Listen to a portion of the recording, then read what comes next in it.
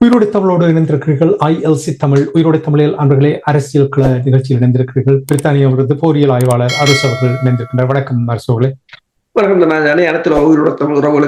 வணக்கம். உங்களுக்கும் வணக்கத்தை தெரிவித்துக் கொண்டு, அரசியல் கள நிகழ்ச்சியில் இலங்கை தீவில் தித்வா புயலினால் ஏற்பட்ட அந்த அனர்த்தம், அந்த தாக்கம் இப்பொழுதும் உணரப்பட்டிருப்பதாக, இனி தொடர்ந்தும் சில பகுதிகளில் மழை பெய்கின்ற நிலைமை இருப்பதாக கூறப்படுகின்றது.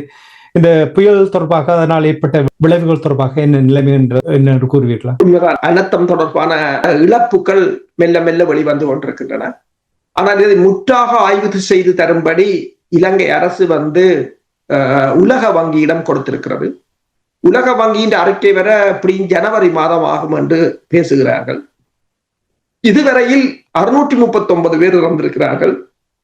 இன்னும் 203 பேரை காணவில்லை என்று கூறப்படுகிறது.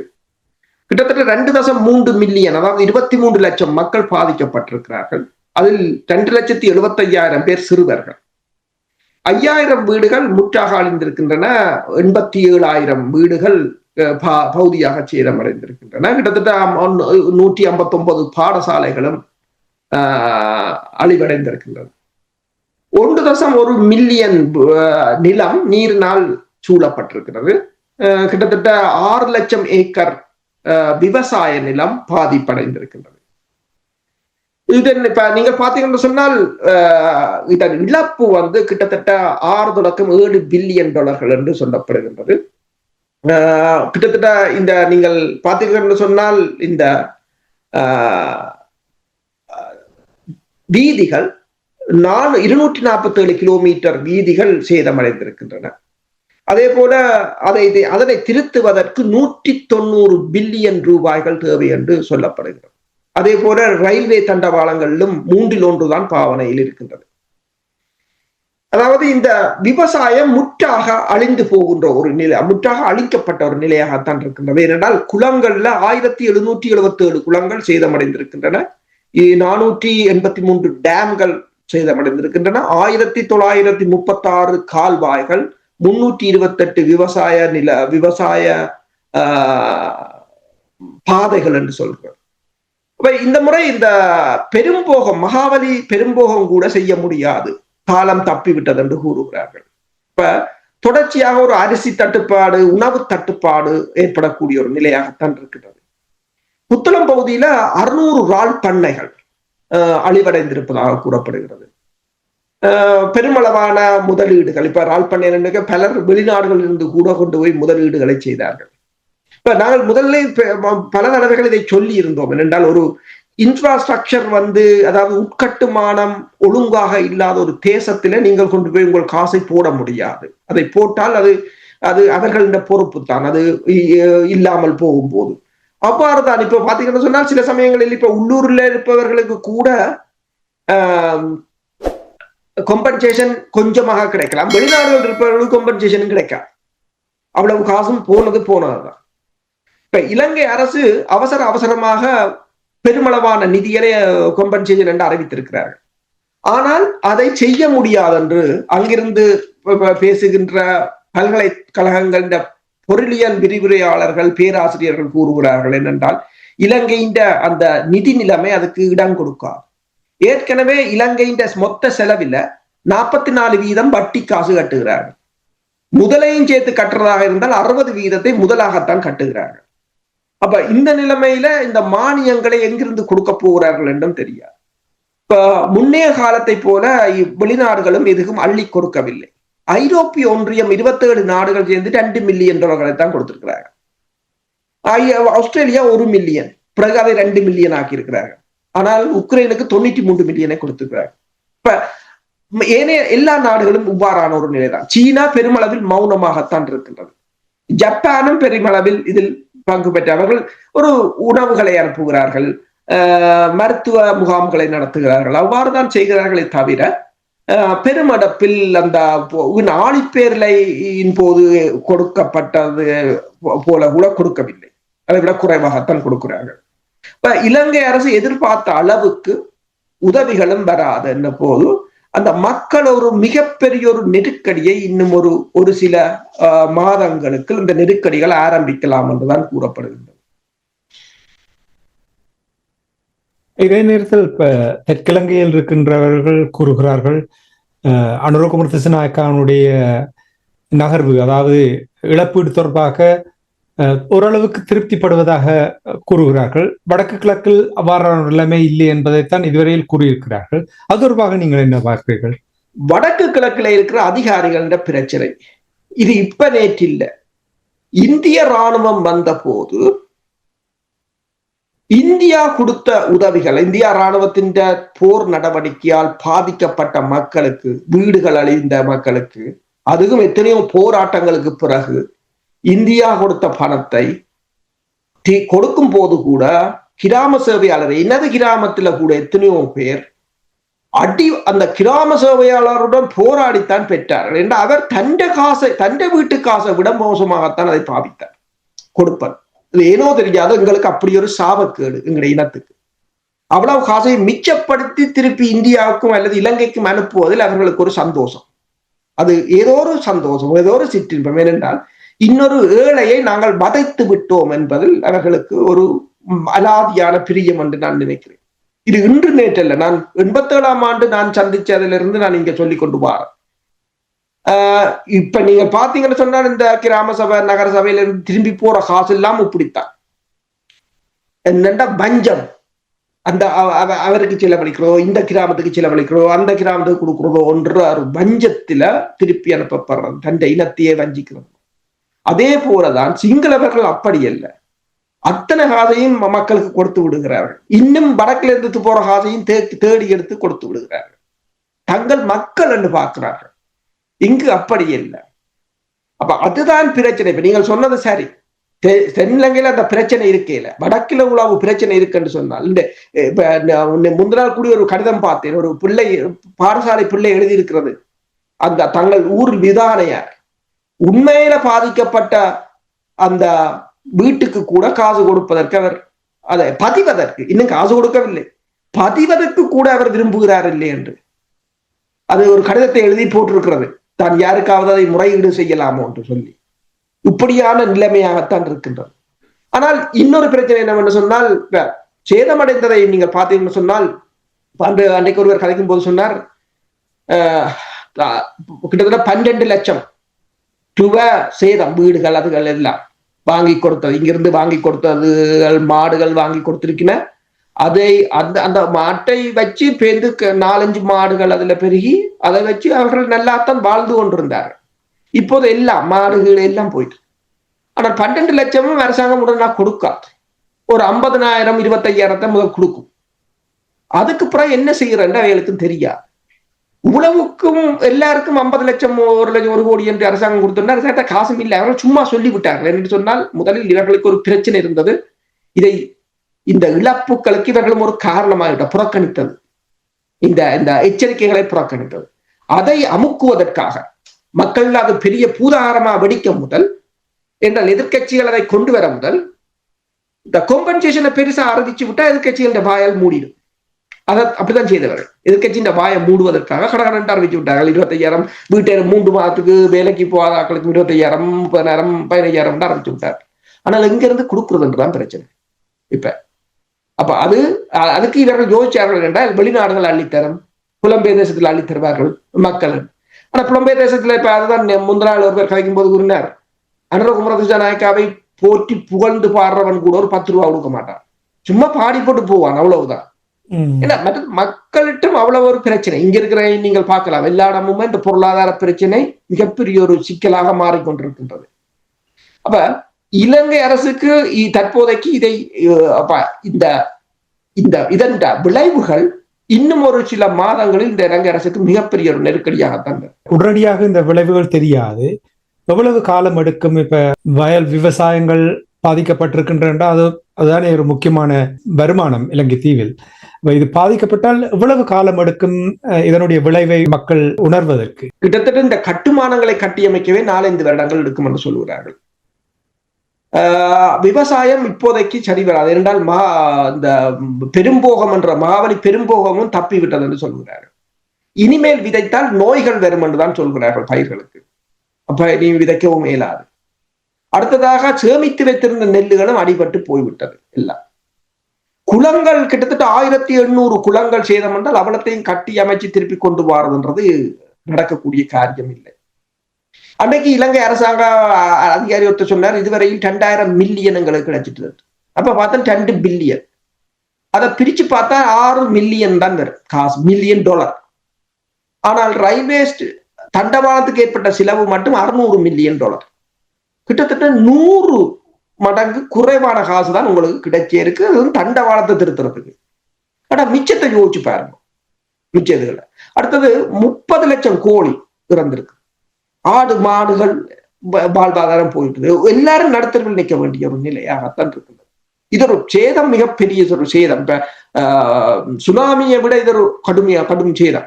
எனவேதான் இப்ப இவர்கள் என்ன சொல்லுகிறார்கள் என்று சொன்னால், உடனடியாக இந்த வெளிநாடுகளை கூப்பிட்டு, அதாவது இலங்கையும் இந்தியாவும் இணைந்து வெளிநாட்டு கொடையாளிகள் டோனர்ஸை அழைத்து மாநாடு நடத்துவது, அதுதானே? அதனுடைய நோக்கம் என்ன? ஏனென்றால் அது முதலில் 2003ஆம் ஆண்டு ஜப்பான் என்ற ஊடாக ரணில் விக்ரமசிங்க அதனை செய்திருந்தார். அதில் அப்போது இலங்கையின் பொருளாதாரம் 20 பில்லியன் டாலர்கள். அப்ப கிட்டத்தட்ட 4.5 பில்லியன் டாலர்களை கொடுப்பதற்கு 51 நாடுகள் 20 நிதி நிறுவனங்களை கொண்டு வந்த ஒரு கூட்டணி வைத்திருந்தது.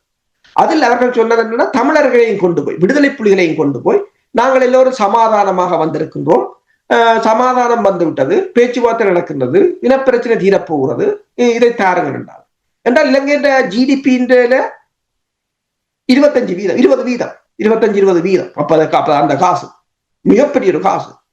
ஆனால் விடுதலை புலிகளுக்கு தெரியும், இது தங்களை ஒரு கேடயமாக வைத்து இவர்கள் காசை வாங்குவதற்காக நிற்கிறார்கள் என்று. அவர்கள் அந்த பேச்சுவிலிருந்து விலகிவிட்டார்கள். அதுடன் அது நிறைவேறாமலும் போய்விட்டது. விடுதலை புலிகள் இப்ப எல்லோரும் சொல்கிறார்கள், எல்லோ இந்த புயல் அனர்த்தத்துக்கு விடுதலை புலி உதவினார்கள், இலங்கையை கட்டி எழுப்பணும் தூக்கணும். அப்ப விடுதலை புலிகள் கட்டி எழுப்ப யோசிக்கல, பார்த்தாங்க, ஓகே இவங்க எங்களை வச்சு கொண்டு 5 பில்லியன் டாலரை வாங்கி தாங்கள் சிங்கள தேசத்தை கட்டி எழுப்பி போட்டு பலமா எங்களை அடிக்க போறாங்க என்றுட்டு அவர்கள் விளத்திட்டார்கள். அதுதான் வரலாறு. ஆனால் இப்ப அதைத்தான் கொண்டு வரார்கள். ஏனென்றால் இப்ப அதே மாதிரி ஒரு டோனர் மாநாட்டை உடனடியாக நடத்தணும். ஏனென்றால் இப்ப எல்லா இடமும் அனர்த்தம் வந்து ஒன்று இருக்கு. இனி இன்னொரு நாட்டுல பெரிய அனர்த்தம் வந்தால் உலக நாடுகள் இலங்கையை மறந்துடும். அப்ப மறக்கிறதுக்கு முன்னால குயிக்கா கட்டணும்னா ஜப்பான் இப்போதைக்கு வராது. சீனாவும் அமைதியாக போட்டு, சீனாக்கு ஏகப்பட்ட பிரச்சனை. ஐரோப்பிய ஒன்றியம் இல்ல, வராது. ஆக மிஞ்சினது இப்ப இந்தியா. அப்ப இந்தியாவை கூட்டிக் கொண்டு போய் இந்தியாவால கதைச்சு ஒரு கொஞ்ச நாட்டை கூட்டியருவோமோ என்றதுக்கு இப்போது கதைக்கணும். அதுக்கு யார கேட்கணும்? ரணில கொண்டு வரலாமோ திருப்பி. இப்ப தெரியுது உங்களுக்கு, ஏன் அவங்க மஹிந்த ராஜபக்சவில கை வைக்கல, ரணில்ல சின்ன கேஸ் போட்டவங்க என்ன தேவைப்படும் அவர்கள் என்ற வெளிநாடுகளுடன் கதைப்பாங்க. நீங்க பாருங்கள், போன கிழமை வந்த புகைப்படத்துல இந்திய தூதுவர் சந்தோஷ் ஜா நமால் ராஜபக்சவோட காய்ச்சி கொண்டிருக்கிறார். அப்ப அவங்க எல்லோரும் ஒரு கூட்டாளியாகத்தான் இருக்கிறார். எனவேதான் இப்ப உங்களுக்கு தெரியும், ஏன் இதுவரை காலம் மஹிந்தாவை கைது செய்யவில்லை. வேற கைது செய்ய முடியாது, சும்மா சொல்லுவார்கள் கைது செய்யற மாதிரி உண்டு. இதுக்குள்ள இப்ப பல ராஜதந்திர அழுத்தங்க. இப்போ கொழும்பு ஊடகம் ஒன்று எழுதியிருக்கிறது என்னன்னு சொன்னால், ரணில்ல பல நல்லதும் கெட்டதும் இருந்தாலும் அந்த 2003ஆம் ஆண்டு அந்த 51 நாடுகளையும் 20 நிறுவனங்களையும் கொண்டு வந்தது ரணில் தான், ஜப்பானுக்கு ஊடாக. அப்ப இப்ப ரணிலோ ஆரவோ அல்லது மஹிந்தாவோ கதைச்சு இந்தியாவை கொண்டு வந்து இந்தியாவின் ஊடாக ஒரு அவசரமாக அது தேவை, இது இல்லாட்டில் இலங்கை இல்லை என்ற ஒரு நிலைக்கு வந்து. ஆனா அது சாத்தியம் இல்லை என்றுதான் என்னை பொறுத்தவரையிலும் யோசிக்கிறேன். என்றால் இப்போது இந்தியாவே மிகப்பெரிய ஒரு நெருக்கடியில் இருக்கின்றது. இந்தியா உலக மேற்குலகத்திலிருந்து முற்றுமுழுதாக அந்நியப்படுத்தப்பட்ட ஒரு நிலையா. இந்தியா மட்டும் இல்லையே, நிறைய நாடுகள், மேற்கத்திய நாடுகள், நீங்கள் நிறைய நாடுகள் பிரித்தானியா எடுத்தீர்கள் என்றால், கடந்த 3 மாதங்களுக்கு வெள்ளிக்கிழமை வந்த செய்தியின்படி பொருளாதார சுழியம் புள்ளி 1% குறைந்திருக்கின்ற என்று கூறுகிறார்கள். அது அதிகரித்துக் கொண்டு வரும் என்று எதிர்பார்த்தார்கள், இருந்தா போல் குறைந்திருக்கின்ற என்று சொல்றார். அப்ப நீங்கள் பாருங்கள், உலகளாவிய ரீதியில் இந்த பிரச்சனை இருப்பதை நீங்கள் கூறுவது போல் அவ்வாறான ஒரு மாநாட்டை நடத்தி அதனூடாக நிதி சேகரிப்பது என்பது மிகவும் ஒரு சவாலாகத்தான் இருக்க போகிறது இல்லையா? உண்மைதான். அது கடுமையான சவால். என்று சொன்னால் இப்ப சிலர் கூறினார்கள் கோவிட்டுக்கு பிற்பாடு இலங்கை கோவிட் என்று சொல்றேன் ஆழிப்பேரலைக்கு பிற்பாடு இலங்கையின் பொருளாதாரம் வீழ்ச்சி அடைந்து பேர்ந்து அந்த கட்டுமானங்கள் எல்லாம் அதிகரித்திருந்தது என்று. ஆனால் அப்போதைய நிலைமையில் தற்போதைய நிலைமைக்கு ஒப்பிட முடியாது. அப்போது அள்ளி கொடுத்தார்கள், எல்லோரும் அள்ளி கொடுத்தார்கள். பல நாடுகள் இருந்தன, எல்லோரும் அந்த பணப்புழக்கம் நல்லாக இருந்தது, உலகம் ஓரளவு அமைதியாகவே இருந்தது. ஆனால் இப்போது நிலைமை எல்லாம் கொந்தளிப்பாகத்தான் இருக்கின்றது.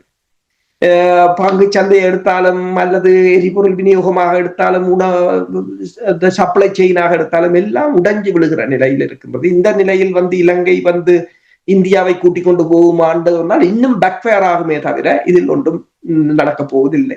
ஆனால் பிரச்சனை என்னவென்று சொன்னால் இவ்வளவு மானியத்தையும் அறிவித்து விட்டார்கள். இதை கொடுக்காது விட்டால் இந்த அரசு மீது மக்கள் ஆத்திரம் திரும்பும். இப்போ தென்னிலங்கையில ஓடுற கதை என்னன்னு சொன்னால் இப்ப எல்லோரும் விசா எடுத்துக்கொண்டு வெளியில ஓடுறதுக்கு தான் சிங்களவர்கள் கதையாக இருக்கிறது. இனி அந்த நாட்டுல தங்களுக்கு எதிர்காலம் இல்லை என்று யோசிக்கிறார்கள். ஆடை தொழிற்சாலையும் படுத்து விட்டது, தேயிலை தொழிற்சாலையும் அழிந்து விட்டது. இதுக்குள்ள இன்னொரு பிரச்சனை ஓடிக்கொண்டிருக்கு என்னென்றால் மலையகத்தில் இருக்கிற மக்களை கொண்டு வந்து யாழ்ப்பாணத்துல குடியமர்த்தணும் என்று ஒரு கூட்டம் கிளம்பி இருக்கு. மலையகத்தையும் சிங்களவர்கிட்ட தாராவாத்து கொடுக்கறதுக்கு கொஞ்சமாவது யோசிக்க மாட்டாங்களா? மழை வரும், மண்சரிவு வரும், மற்றது தேயிலை அவங்களோட தொழில். அது நீங்கள் வடப்பகுதியில என்ன கட்டி வச்சு எங்கள் பெரிய தொழிற்பேட்டை இருக்கு, வடபகுதியில தொழிற்பேட்டை இருக்கு, மீன்வளம் கொளிக்குது, போய் அள்ளி கொண்டு வரலாம். விவசாயம் நீங்கள் ஏற்றுமதி செய்யறீங்களா? அமெரிக்காவுக்கு அரிசி ஏற்றுமதி செய்யறீங்கள். ஐடி பூங்கா வச்சு ஐரோப்பிய ஒன்றியத்துக்கு நீங்கள் எல்லா ஐடி சப்ளையும் செய்து கொண்டிருக்கிறீர்கள். சோனி டிவியை உற்பத்தி செய்கிறீர்கள். கார் BMW உற்பத்தி பிளான் இருக்கிறது. அப்ப மலைய மக்களை கொண்டு இருக்கலாம். அப்படித்தானே? நீங்களே பிச்சை எடுத்து கொண்டிருக்கிறீங்க. உங்களுக்கு என்ன தொழில் இருக்கிற அவங்களை கொண்டு கொண்டு போட்டு என்ன தொழிலை அவங்களுக்கு கொடுக்குறது? என்ன கிடக்கும் கட்டு அங்க அவங்களுக்கு ஒரு கொண்டு அவங்களுக்கு தொழில் வேணும், தொழில் வாய்ப்பு வேணும். அங்கேயே பாதுகாப்பான இடங்கள் இருக்கிறது, அவர்கள் அங்கேயே இருக்கட்டும். அதை கொடுத்து விட்டால் சிங்களவர் அதையும் எடுத்து விடுவார்கள். அந்த மக்களின் பிரதேசம் அது. எத்தனை ஆண்டு 200 ஆண்டாக வாழ்ந்த இடம். இப்ப நாங்கள் போவோமா விட்டுட்டு 200 ஆண்டு வாழ்ந்த இடத்த? புயல் வரும், மழை வரும். இப்ப ஜப்பான்காரனுக்கு நெடுகத்தான் பூகம்பம் வருது. அந்த நாடே அப்படித்தான். அதுக்காண்டி எல்லாரும் கிளம்பி போட்டாங்களே. என்ன பிரச்சனை என்று சொன்னால் ஆண்டவா, அந்த இப்ப நீங்கள் எல்லா இதை போல் பார்த்தாலும் எல்லோரும் சொல்கிறார்கள் நாங்கள் வரவேற்கிறோம். பிரச்சனை வரவேற்பது நல்லது, அதை நானும் நல்லதுன்னு நான் சொல்றேன். ஆனால் இதுல உள்ள பிரச்சனை நடைமுறை சிக்கலை நீங்கள் யோசிச்சு பார்த்தீங்களா? மற்ற அந்த மக்களோட வாழ்க்கையை யோசிச்சு பார்த்தீங்களா? இங்கேயே மீனவர் ரோட்டில நிக்கிறார். மீனவர் தன் பிள்ளைக்கு இந்த கிறிஸ்துமஸுக்கு ஒரு சாப்பாடு வாங்கி கொடுக்கலாத நிலையில அவன் நிக்கிறான் ரோட்டில. நீங்கள் இங்க புலம்பெயர் தேசத்துல தேசத்தை காக்கிறோம் என்று எந்த மக்களுக்காக தேசிய தலைவர் போராடினார் என்று இங்க எல்லாம் கூக்குரல் விட்டு கொண்டாடுறீங்களோ அந்த மக்கள் இன்றைக்கு தன் குழந்தைக்கு ஒரு நல்ல சாப்பாடு வாங்கி கொடுக்க இல்லாம ரோட்டில நின்று நிக்குது. இதுக்குள்ள நீங்கள் மலைய மக்களையும் கொண்டு வந்து அதுக்குள்ள இருத்த போறீங்கள் என்றால் நீங்கள் இப்ப இந்த மலைய மக்கள் தொடர்பாக கூறும் பொழுது மனோ கணேசன் அவர்கள் மலைய மக்கள் கொஞ்சம் பேரை கூட்டி கொண்டு வந்து ஒரு வித்தை காட்டியது போல் இருந்தது. சில காட்சிகளை பார்த்தேன். அதாவது நீங்கள் வடக்கில் போய் வெளிநாடுகள் இருக்கின்ற தமிழர்களுடைய காணிகளை அவர்களிடம் பெற்று அங்கே போய் இருக்கலாம் தானே, அங்க வாழ்றதுக்கு தயாராக இருக்கிறீர்களா என்று கேள்வி கேட்ட அந்த ஒரு நகைச்சுவை போல் இருந்ததை பார்க்கும் பொழுது, ஆனால் அந்த மக்களை வைத்துக் கொண்டு இவர்கள் அரசியல் செய்வதை என்னால் எப்பொழுதுமே ஏற்றுக்கொள்ள முடியாது. எந்த அரசியல்வாதியாக இருக்கட்டும். ஏன் மனோ கணேசன் அவர்கள் தமிழர் தாயகத்தில் வடக்கிலும் சரி கிழக்கிலும் சரி இராணுவத்தினருடைய அங்கே அவர்கள் இருக்கின்ற இடங்கள் அரசாங்கம் அபகரித்த இடங்களை அதை கேட்டு அங்கே வாங்குவதற்கான ஒரு முயற்சி எடுத்து அதில் குடியேற்றுவதை விட்டுவிட்டு ஏன் வெளிநாடுகள் இருக்கின்ற ஈழத்தமிழர்களுடைய காணிகளை கேட்கின்றார்? கொள்ளையடிக்க போறாங்கன்னு தான் அர்த்தம். இப்ப ரஷ்யாவின் உங்களுக்கு தெரியும், ரஷ்யாவின் 300 பில்லியனை இங்க மடக்கினாங்க வெளிநாடுகள்ல. அதே மாதிரிதான் இப்ப வாங்க விட்டுட்டு இருக்கிறாங்க. இப்ப இயலுமான வாங்கினோம்னா உழவும் போகும். பாருங்க, ஏதாவது ஒரு சட்டத்தை மாத்தி உழவும் போகும். இப்ப ரஷ்யான்ற 300 பில்லியனும் கலவர்த்தாங்க. என்ன நடந்தது? ஒன்றுமே செய்ய முடியாது. அவன் இடத்துக்கு இருக்கிறது. இப்ப மனோரஞ்சன் கருத்து மறைமுகமாக பார்த்தால் வெளிநாட்டுக்காரர் அத்தனை பேற்ற சொத்துகளும் கோயில் சொத்து என்ற தொழில தான் கதைக்கிறார். ஏதோ தாராளவாதிகள் என்று. சரி, ஒரு காணி இருந்தா மட்டும் காணுமா? அதுக்கப்புறம் என்ன? இப்ப யாழ்ப்பாணத்துல எல்லா இடம் தான் காணி இருக்கு. அப்ப வேலைக்கு போக தேவையில்லைன்ட்டு வேலையை விட்டுட்டு எல்லாரும் இருக்கலாம், காணி இருக்கு தானே என்று. அப்ப உண்மையை நீங்க சொல்றது போல எவ்வளவு இராணுவத்தின் காணிகள் இருக்கிறது, அதுகளை விடுவிச்சு கொடுக்க மனோரஞ்சம் வரையில. அந்த மக்கள் பலமான பூமிகள், வளமான பூமிகள் என்று சொன்னால் என்ன, அந்த பூமிகள்ல விவசாய நிலங்கள், எத்தனையோ வளமான விவசாய நிலங்கள் இராணுவத்தின் வசம் இருக்கின்றது. இதுவரை காலம் மனோரஞ்சன் எங்க போனாருன்னு தெரியவில்லை. ஏதோ சந்திரமண்டலத்துல இப்பதான் குதிச்ச மாதிரி இப்ப திடீரென்று வந்து வெளிநாட்டுக்காரர்ன்னு சொன்னால் உண்மையில் இது மறைமுகமாக கொடுக்கப்பட்ட ஒரு எச்சரிக்கை தான். இலங்கை அரசு நிதியால் முறிந்து விழும் போது இந்த காணிகள் அனைத்தும் அபகரிக்கப்படலாம் என்பதற்கான ஒரு வெளிப்பாடுதான். நாளைக்கு இந்த கதையை கேட்டா நாளைக்கு பௌத்த துறவிகள் வெளிக்கிட்டுருவார். அப்படியே செய்ய முடியும்? ஒரு தனியார் காணியை எப்படி அவர்கள் அப்படி அபகரிக்க முடியும்? சட்டத்தின்படி அப்படி செய்ய முடியாது இல்லையா? தையிட்டியில ஆற்ற காணியில பௌத்த விகாரம் தனியார் காணியிலான தையிட்டியில அங்க ஒரு நீதி நியாயம்ன்றது இல்லை. அதான் அந்த பிரச்சனை. இப்ப நாளைக்கு ஒரு பௌத்த துறவி கொண்டு அதுல அரச மரம் நிக்கன்னு சொன்னார், அது கல்ல குத்தி விட்டாருன்னா ஒன்றுமே செய்ய முடியாது. ஒன்றுமே அன்றைக்கு பார்க்கலையா, ஒரு தனியார் காணிக்கு கொண்டு தொல்லியல் திணைக்களம் போட்டை வச்சது. அதுக்கு எதிராக அந்த உரிமையாளர்கள் போனா 54 பேர் மீதும் வழக்கு போட்டுக்கிறார். அப்ப அபகரிச்சவன் மீது வழக்கு இல்லை, சொந்தக்காரன் மீதுதான் வழக்கு.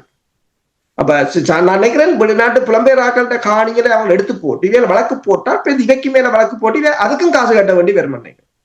நினைக்கிறேன் காணியும் போய் இங்க இருந்து காசும் கட்டி கொண்டிருக்க வேண்டிய ஒரு நிலையாகத்தான் இருக்கின்றது. நான் அநேகமாக எல்லோரிடம் சொல்லுவதான் அங்க வச்சிருக்கார்கள் என்று சொன்னால் நீங்கள் போவதற்கும் இல்லை என்னும் போது அந்த மக்களுக்கு இப்ப அங்கிருந்து வாரவர்களும் என்ன சொல்கிறார்கள் என்று சொன்னால், இங்கிருந்து வருபவர்கள் காணிகளை எல்லாம் வாங்கி அதை கட்டி போட்டு பெரிய வேலியை வளைஞ்சு போட்டு கேமராவை போட்டுட்டு இங்க இருந்து பார்த்துட்டு இருக்கிறாங்க.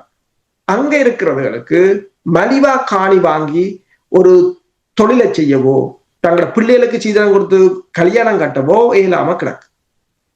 முந்த நாள் ஒரு கூட்டத்துல கலந்து கொள்ளும் போது ஆஸ்திரேலியால இருந்து வந்தவர்கள் சொன்னார்கள், யாழ்ப்பாணத்துல ஒரு நைட்டுக்கு ஒரு ஒரு ஒரு ஒரு அபார்ட்மெண்ட்டை ஹயர் பண்ண $500 ஆஸ்திரேலியன் டாலர் முடியுதா. தாய்லாந்துல இந்தோனேஷியாவில எல்லாம் இதை விட சீப்பா. உலகத்திலேயே மிகவும் விலை உயர்ந்த இடமா இருக்கிறது. ஏன் ஒரு ஒரேஞ்ச் ஜூஸ் 2000 ரூபாய் வித்ததானே இங்க பிரித்தானியாவோட கூட. அப்ப எனக்கு ஒருத்தர் சொன்னார் 2000 ரூபாய் விற்கிறேன். அப்ப நான் சொன்னேன், இங்கத்தே இதுவும் பார்த்தால் உங்களுக்கு கிட்டத்தட்ட நீங்கள் அன்றோட்ட கேளுங்க, ஒரு மாத சம்பளத்தை 10 லட்சமா அதிகரிக்க சொல்லி, மினிமம் சம்பளத்தை 10 லட்சம் தான் உங்களுக்கு 2000க்கு ஜூஸை வாங்கி குடிக்கலாம். எல்லாம் கொள்ளை, பகல் கொள்ளையாகத்தான் இருக்கின்றது. கொள்ளைன்னு சொல்லும் பொழுது இனி எம்முடைய இனம் புலம்பெயர்ந்து வாழுகிற நாடுகள் இருப்பவர்கள் தானே இதுக்கு பங்களிக்கிறார்கள். அதாவது அங்கே போய் தேவையில்லாமல் இந்த விலைகளை உயர்த்துவதனால் அங்கிருப்பவர்களுடைய மக்களுடைய வாழ்வாதாரம் அவர்களுடைய நாளாந்த வாழ்க்கை தானே பிரச்சனையாக மாறுகிறது. உண்மைதான். இங்கிருந்து போய் அதைத்தான் கூறுகிறார்கள், இங்கிருந்து போய் காணிகளையும் வாங்கி விலைகளையும் ஏற்றி எல்லாவற்றையும் செய்து அந்த மக்களை வாழ முடியாதவாறு செய்து விட்டார்கள். ஒரு மலிவாக காணியை வாங்கி தொழிலை செய்யவோ மலிவாக காணியை வாங்கி கல்யாணங்களை வீடுகளை நடத்தவோ அவர்களால் இயல முடியாத ஒரு நிலைக்கு கொண்டு வந்து வைத்து விட்டார்கள் இந்த புலம்பெயர் சமூகம். எதையும் சிந்திப்பதாக ஒரு தொழிற்பேட்டையை கட்டியிருக்கலாம், ஒரு தொழிற்சாலையை கட்டியிருக்கலாம், 4 வெளிநாட்டு நிறுவனங்களை நீங்கள் கூட்டிக் கொண்டு போயிருக்கலாம், ஏன் நோர்வேயை கூட்டிக் கொண்டு போய் அந்த மீன்பிடி தொழிலை அபிவிருத்தி செய்திருக்கலாம். அங்கிருந்து வெளிநாடுகளுக்கு மீன் டின்களை இப்ப மாலதீவு டின் மீனை ஏற்றுமதி செய்யுதான், ஏன் உங்களுக்கு யாழ்ப்பாணத்துல இருந்து ஏற்றுமதி செய்ய முடியாது? எத்தனை தொழில்நுட்பவியலாளர்கள் இங்க இருக்கிறீர்கள், எத்தனை பேர் எத்தனை பெரிய பெரிய கடல் தொழில் நிறுவனங்கள் எல்லாம் இங்க உயர் பதவிகளில் இருக்கிறீர்கள். உங்களுக்கு அதுகளை செய்ய தெரியாதானே? ஒரு வெறும் அதை பற்றி யோசிக்கவும் இல்லை தானே. இன்றைக்கு வெள்ளத்தால் அழிவடைஞ்ச போது கூட மாலதீவு தான் 25,000 மீன் டின்களை கொடுத்திருக்கிறது உணவா என்று சொன்னால், இத்தனைக்கும் இலங்கையும் ஒரு தீவு தான், கடலால் சூழப்பட்ட தீவு. இனி நிறைவாக மனோ கணேசன் தொடர்பாக நாங்கள் பேசும் பொழுது அவர் கையாண்ட விதத்தை நீங்கள் எவ்வாறு பார்க்கிறீர்கள்? ஒரு உசுப்பேத்தும் அரசியல் செய்வது போல் இருந்தது. தமிழ் பிரதிநிதிகளிடமிருந்து கற்றாரோ அல்லது இவரிடமிருந்து அவர்கள் கற்றார்களோ எனக்கு தெரியவில்லை. கையாளுவதற்கு இவ்வளவு வழிமுறைகள் இருக்கின்றது. ஆனால் நீங்கள் பார்த்தீர்கள் ஒரு நாடகம் நடத்தியது போல் இருந்தது. நீங்கள் இதை எப்படி பார்க்கிறீர்கள்? உண்மையாதான் அந்த தமிழ் அரசியல்வாதிகள் ஒரு மிகப்பெரிய ஒரு குணம் இருக்கிறது என்று சொன்னால், எல்லாவற்றையும் ஒரு சிந்திப்பதும் இல்லை, அரசியலாக நாடகமாகவே நடத்திவிடுவது. நீங்கள் சொன்னது போலதான், அதே வார்த்தை தான், நாடகமாக நடத்திவிடுவது. அதனால் வரப்போகின்ற அதனால் என்னென்று அது சாத்தியமா சாத்தியம் இல்லையா, அந்த மக்களுக்கான வாழ்தகம் என்ன, புலம்பெயர் மக்களை புலம்பெயர் தேசத்தாக்களை நம்பலாமா என்றது. ஏனென்றால் இன்றைக்கு தங்கட இனத்தையே கைவிட்டுட்டாங்க. தங்கட இனமே இன்றைக்கு ரோட்டில் நின்று இந்திய தூதரகமான கச்சேரிக்கு முன்னால போராடுதல் நூற்றுக்கணக்கா. தன் சொந்த இனத்தை கைவிட்டவர்கள் மலையத்தை காப்பாற்றுவார்கள் என்று மனோரஞ்சன் நினைக்கும். யோசிப்பாங்க. இங்க இருக்கிறவர்கள் சும்மா 4 நாளைக்கு சொல்லுவார்கள், 5 நாள். இதுல இருந்து தெரியுது இல்லை, இந்த அரசியல்வாதிகள் எவ்வளவு ஒரு என்னென்று சொல்றது, எவ்வளவு ஒரு முட்டை, அந்த அரசியலே தெரியாம அந்த மக்களோட ஒரு யதார்த்த வாழ்க்கை புரியாத அளவுக்கு இந்த அரசியல்வாதிகள் வந்திருக்கிறார்கள் என்று சொன்னால் அந்த நாட்டின் ஒரு சாபக்கேடுதான். அது மட்டுமில்ல, அவர்கள் நினைப்பது பார்ப்பவர்கள் கேட்டுக்கொண்டிருப்பவர்கள் எல்லாம் முட்டாள்கள், நாங்கள் சொல்லுவதை உள்வாங்குவார்கள் என்ற ஒரு மனநிலையிலிருந்து பேசுவதைத்தான் சுமந்திரன் கூட அப்படித்தான் பேசுவார். இவர்கள் எல்லோரையும் நீங்கள் பார்த்தீர்கள், அவர்கள் பேசுவதை பார்த்தால் நாங்கள் கோருவதை அவர்கள் கேட்டுக்கொள்வார்கள், அதன் பால் செயல்படுவார்கள். மக்களுடைய நிலைமைகளை புரிந்து கொண்டு மக்களுக்காக செயல்படுபவர்கள் இப்படி பேச மாட்டார்கள், இப்படி கதைக்க மாட்டார்கள். பரிதாபமான நிலைமை இருக்கின்றது. மலையத்திலும் சூறாவளியினூடாக ஏற்பட்ட தாக்கம் மிகப்பெரிய ஒரு தாக்கமாக இருக்கின்றது. நீங்கள் கூறியது சரி. அதாவது அந்த மக்கள் எவ்வளவு கஷ்டப்பட்டு வேலையை செய்வார்கள், ஆனால் அவர்களுடைய சம்பளத்தை நீங்கள் பார்த்தீர்கள் என்றால் ஒரு பரிதாபத்துக்குரியதாக இருக்கிறது. இதை என்ன செய்ய முடியும்? இதற்கெல்லாம் அனோகணேசன் என்ன செய்திருக்கிறார்? அதான் இவ்வளவு காலமும் அதற்காக எதுவும் செய்யவில்லை. இவ்வளவு காலமும் எங்கு இருந்தார்கள் என்றும் தெரியவில்லை. அவர்கள் அப்போ இப்ப நான் நினைக்கிறேன் 4 வருடங்களுக்கு முதலே 1000 ரூபாய் ஊதிய உயர்வு கேட்டு போராடி கொண்டிருந்தார்கள். யாரும் கேட்கவில்லை. அங்கு இருக்கிற மலையக அரசியல் கட்சிகள் கூட அந்த கம்பெனி நிறுவனங்களுக்கும் அரசுகளுக்கும் அடிமைகளாகி அவர்கள் இந்த சேவகம் செய்தார்களே தவிர எதுவும் செய்யவில்லை. நிர்மலா சீதாராமன் போனார் 200வது ஆண்டு சொல்லி பெரிய ஒரு விழாவை வச்சார்கள். விழா வச்சதுடன் காணவில்லை, அதுக்கு பிறகு அவர்களையும் காணவில்லை. இப்பவும் அந்த மக்கள் நிற்கதியாகத்தான் நிற்கிறார்கள்.